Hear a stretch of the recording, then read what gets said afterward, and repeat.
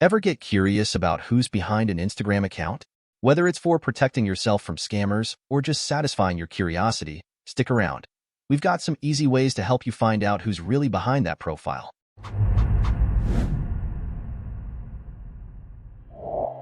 Before we get into the how, let's talk about the why. First, if someone's using your photos or personal info, it could lead to identity theft. Tracking them down can save you from a lot of headaches. Second, scammers use fake accounts to deceive people. Verifying the account helps you dodge any traps. And lastly, it just gives peace of mind to know who's behind that mysterious account messaging you. Now, let's get into the methods. A lot of users stick to the same or similar usernames across platforms. If the Instagram handle is unique, try searching for it on Facebook, Twitter, or LinkedIn. These platforms often reveal more personal details that Instagram doesn't. Cross-referencing could help you verify their identity.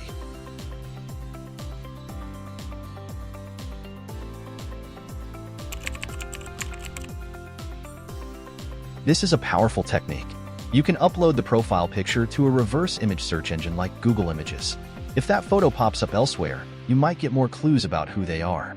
It's a quick way to find out if they're using stolen images too.